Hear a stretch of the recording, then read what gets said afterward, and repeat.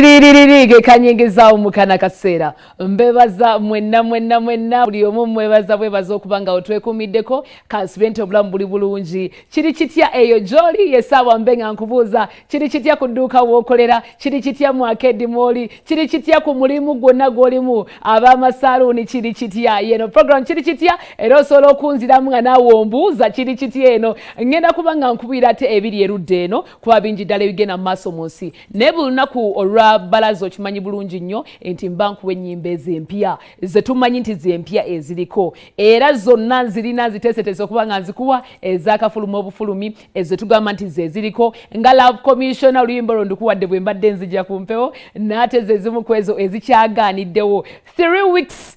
lukya trending number 1 ku YouTube nti abantu muluwadde obuwagizi mu challenge ezirukya trendingira ddala tulabye bangi abazeeko kubanga bafulumyawo ennyimba naye love commissioner bamugjawo batebamugjawo so byonna mu program kiri kitya olunaku luno olwaleero mbebaza buli omu yenna agiriko every Monday to Friday kasita zikoona ssaawa 8 zennyini ez'omutuntu omanyirawo nti mbeerawo kuweereza Dana n'abatanzi ge mannya gange kale essaawa yeeno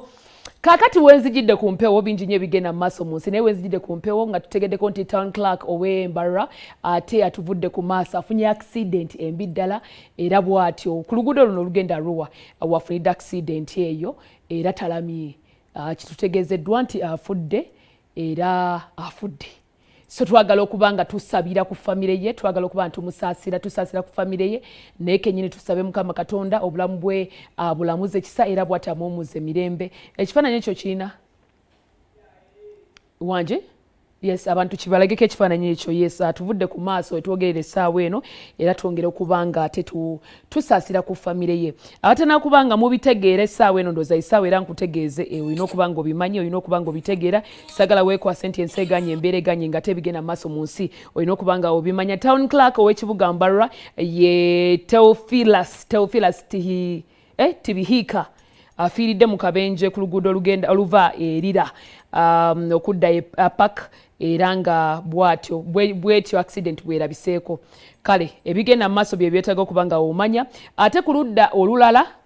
bwe tuddako ku ludda olulala twategeddeko nti waliwo omwana bamuyita Kirui ono ye muna Kenya yafiiridde ku Mountain Everest abantu bangi nnyo baagala okulambula ebiseera ebisinga naye oluusi tebafaayo ku biki ebijjiramu bw'atyo bw'abadde afaanana era ono abadde amanyiddwa nga omu ku abo abantu abatraveler naye ate nga mountain climber omuntu anyumirwa ebyokulinnya ensozi agenda amenya records ez'enjawulo agenda akola ebintu eby'enjawulo nga bw'onoogamba nti nze mpulira nga njagala ngendeko ku Mountain Elgon bwe mba ntuuseeyo ntuuke ku piiki yaayo nti bangi balinnya ne bafailinga olw'obunafu mu mubiri olw'okuba nti oba teweetegese kimala nga mulinnya bulinnya kubanga wandigambye nti musasulewo ka helicopter kabatuuseewo but some of the mountains tebayina facilitation eyo ey'okuba nti bakugjawo oba ogenda okutuusa ku peak of the mountain naye njagala weetegereza omukulu eyabadde awo nga bali mu kusimbula yayagadde amenye record ku mulundi guno ey'okulinnya akasozi kano okulinnya olusozi si kasozi okulinnya olusozi luneeno nga alulinnya talina oxygen ali extra nsaba ontegeere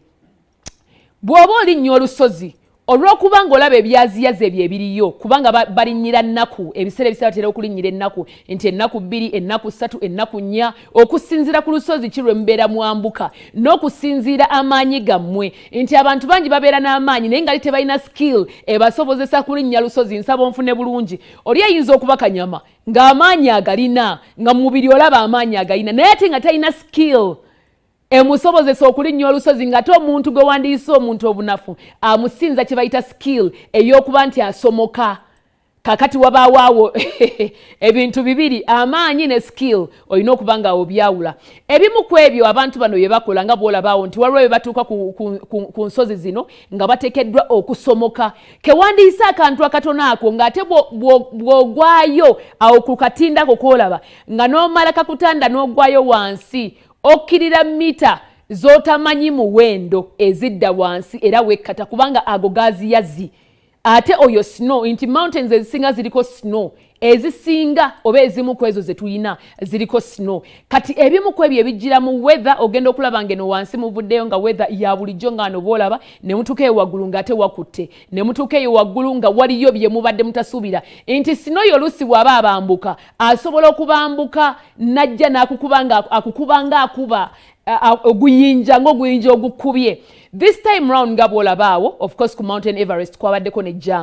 jaamu w'abantu nti bayambukidde mu phases kuba tekikkirizibwa kubanga babatwala bangi bwe batyo bo kye bayita jaamu. Kislowinga down energy y'omuntu era ebiseera ebisinga kibaleetera okuba nga baddirira mu nnaku ze badde bateekeddwa okuba nga batambulirawo, hours ze bateekeddwa okuba nga babaze okuba nti batambulirawo. Mu nsawo ze baba baweese mubaamu ebyokulya ebyokunywa snow oluusi gyali naye ku luno bagenze otuukayo ng'ate ki nga weather ekyukidde ddala nga tebalaba na gye balaga. Bagenze okuddamu okwetegereza ng'omukulu takyaliiko n'omuntu eyabadde amututte gwe bayitanga guide we eyabadde atambulirako ogenda okukakana nga bakizudde nti yaserengese n'agwa meters mpanvu ddala okuva we babadde batuuseeko okudda wansi naye nga teyabadde talina ki